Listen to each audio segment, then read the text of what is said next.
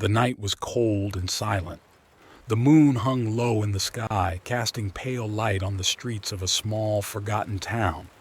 No one liked to walk outside after sunset. People said strange things happened in the dark. Most locked their doors and prayed for the night to pass quickly. But David, a curious young man, did not believe in such tales.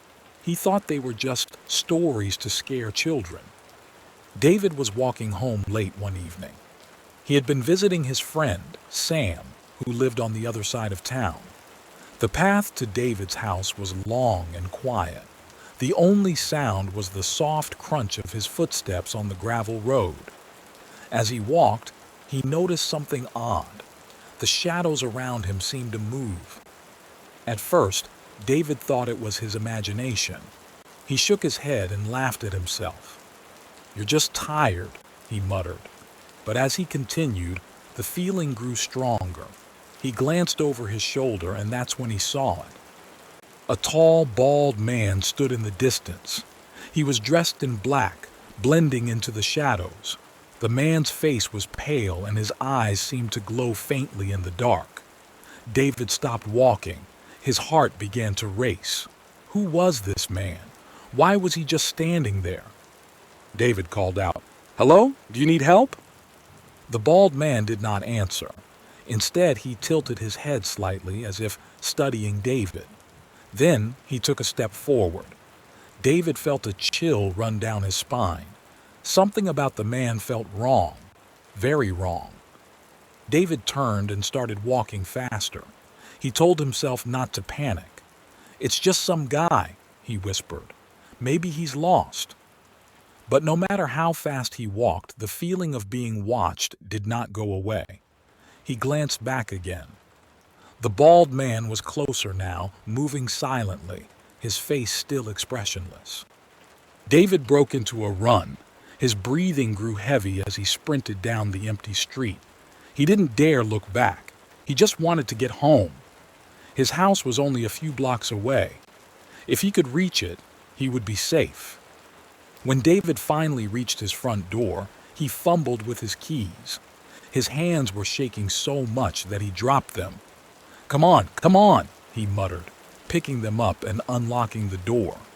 He slammed it shut behind him and locked it. His heart was pounding in his chest. He leaned against the door, trying to catch his breath. For a moment, there was silence. Then he heard it, a soft knock on the door. David froze. The knock came again, louder this time. "Who is it?" David shouted, his voice trembling. No answer. David looked through the peephole. The bald man was standing on his porch, staring directly at him. His pale face looked even more frightening up close. David stepped back, unsure of what to do. He didn't want to open the door, but he also couldn't just stand there. Suddenly, the knocking stopped. David looked through the peephole again, but the man was gone. He sighed with relief and told himself it was over. He locked all the windows and double-checked the back door. Then he went to his bedroom and sat on the bed. He couldn't shake the feeling that something was wrong. That night, David couldn't sleep. Every time he closed his eyes, he saw the bald man's face. He kept hearing faint sounds like footsteps and whispers, but every time he checked, there was nothing there. Finally, around 3 a.m., he fell into a restless sleep. The next day, David tried to convince himself that it was all a bad dream. He told Sam about what happened, but Sam just laughed. "You're probably imagining things," Sam said. "You've been working too hard lately." David nodded, but deep down, he wasn't so sure. He decided to stay home that evening. He locked the doors and windows again, just to be safe. He turned on the TV and tried to distract himself, but the feeling of unease wouldn't go away. Around midnight, the power went out. The house was plunged into darkness. David cursed under his breath and reached for his phone to use as a flashlight. As he got up to find some candles, he heard a noise. It was a faint tapping sound coming from the living room window. David's stomach dropped. He didn't want to look, but he couldn't ignore it either. Slowly, he walked to the window and pulled back the curtain. His heart stopped. The bald man was there, standing just outside, his pale face pressed against the glass. His glowing eyes stared directly at David. David stumbled back, nearly dropping his phone. "What do you want?" he shouted. The man didn't answer. He just stood there watching. Then he raised one hand and pointed at the door. David shook his head. "No, go away!" The bald man didn't move. David grabbed a kitchen knife and stood near the door, ready to defend himself.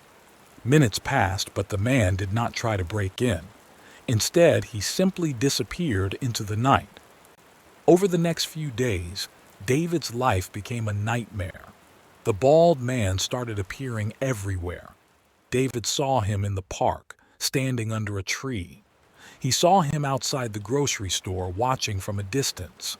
The man never spoke or approached him, but his presence was terrifying. David decided to do some research. He went to the town library and looked through old newspapers. He found an article about a man named Jacob, who had lived in the town many years ago. Jacob was bald and had glowing eyes, just like the man David kept seeing. According to the article, Jacob had been accused of terrible crimes. The townspeople had chased him out of town, but he had vowed to return and take revenge. David felt a chill as he read the story. Could Jacob be the bald man? Was he some kind of ghost or spirit? David didn't believe in such things, but he couldn't ignore what was happening. That night, David decided to confront the bald man. He couldn't live in fear anymore. He stayed awake, waiting for the man to appear. Around midnight, there was a knock on the door. David grabbed his knife and opened the door. The bald man was standing there, his glowing eyes fixed on David. For the first time, the man spoke. "You cannot escape me," he said in a deep, hollow voice. David's hands were shaking, but he didn't back down. "What do you want from me?" he demanded. The man smiled, revealing sharp, white teeth. "Your fear, your soul." David slammed the door and locked it. He didn't know what to do. The man's voice echoed in his mind, and the house felt colder than ever. David realized he couldn't face this alone. He needed help. David called Sam and told him everything. At first, Sam didn't believe him, but when he heard the fear in David's voice, he agreed to come over. Sam arrived with a flashlight and a baseball bat. Together, they decided to stay up and watch for the bald man. Hours passed and nothing happened. Sam started to think David was imagining things. "Maybe you're just stressed," he said. But just as Sam was about to leave, the power went out again. The house was plunged into darkness. Then they heard it, the soft knock on the door. Sam grabbed the bat and stood by the door. "Whoever it is, they're not getting in," he said firmly. David looked through the peephole and saw the bald man. "He's here," he whispered. The knocking grew louder and more frantic. The door began to shake, as if the man was trying to break it down. Sam shouted, "Go away, or I'll call the police." The knocking stopped. For a moment, there was silence. Then, the bald man's voice came from the other side of the door. "You cannot stop me. I am always here." Suddenly, the windows shattered and the room was filled with cold wind. The bald man appeared inside the house, standing in the corner. His glowing eyes locked onto David. Sam swung the bat, but it passed through the man as if he were made of smoke. The bald man laughed, a deep, chilling sound. "You cannot fight me," he said. David realized he had to do something. He remembered the story he had read about Jacob. The townspeople had used fire to drive him away. David grabbed a can of lighter fluid from the kitchen and poured it on the floor around the bald man. Then he lit a match and threw it. The flames roared to life, and the bald man let out a scream. His form flickered and twisted before disappearing into the fire. The wind stopped, and the room grew silent.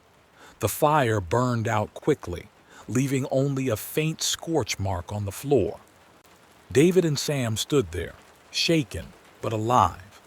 The bald man was gone, at least for now. But David knew one thing for sure. He would never walk alone at night again.